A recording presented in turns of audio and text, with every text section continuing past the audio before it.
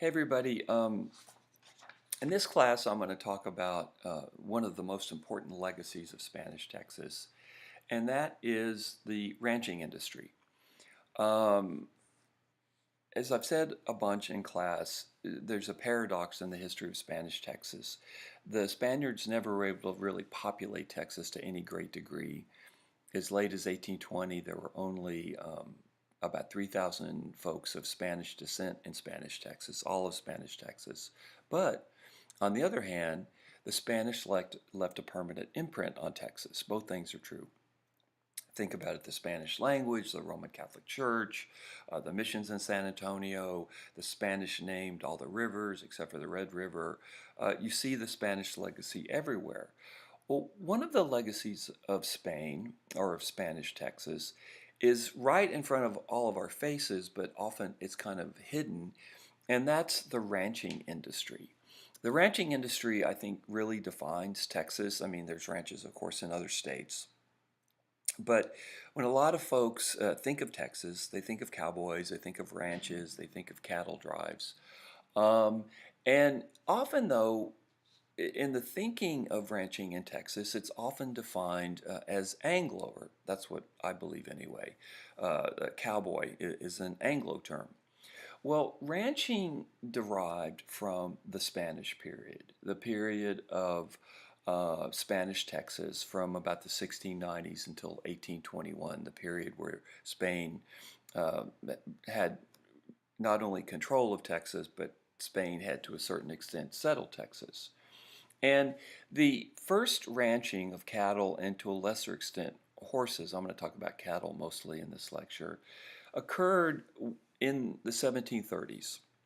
Once you had the consolidation of the five missions in San Antonio, which was very important, and once you had the creation of La Bahia, which becomes Goliad, once it becomes stabilized. So by the 1730s, um, ranching has become the most important, I don't know what the right word would be, industry, although industry I think is maybe a little bit, gives it a little bit more credit than it deserves. It was still it was still very, very tough, but let's say business. Ranching was the biggest business in Spanish Texas, the most important business in Spanish Texas by far. And so most of the ranches first started with the missions because, as I said before, initially the missions owned most of the land of Texas, although by the end of the 1700s they're starting to lose this land to private landowners. But it begins in about the 1730s. And it begins with the mission culture in Texas. And it's what the missions do in order to make money. They need a little bit of income to keep their operations going. Um, Now, to this day, most livestock handling techniques derive from the Mexican vaquero. Now, vaquero is an interesting word. Vaquero is literally a transliteration of the word cow, vaca is the word cow in Spanish, and man. And they got jammed together and we get the word vaquero. Later on down the line, when Texas becomes Anglo, we get the word cowboy. Okay, so you can see that lineage, that linguistic lineage of a very familiar word. That vaquero, which was actually interestingly a transliteration or a mashup of the words cow and man, in the Anglo period becomes cow and boy.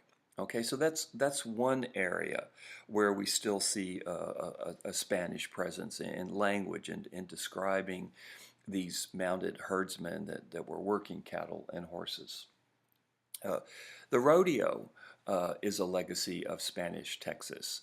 Um, I'm sure many of y'all have gone to the rodeo at some point in your life. The rodeo in Houston is one of the biggest events or most well-attended events in all of the United States. They sell out NRG Stadium, which is about 72,000 people. They sell it out for 2 weeks in a row.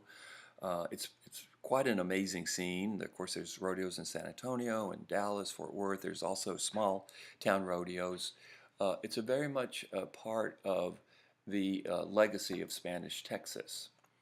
I have to stop here because someone's at the door.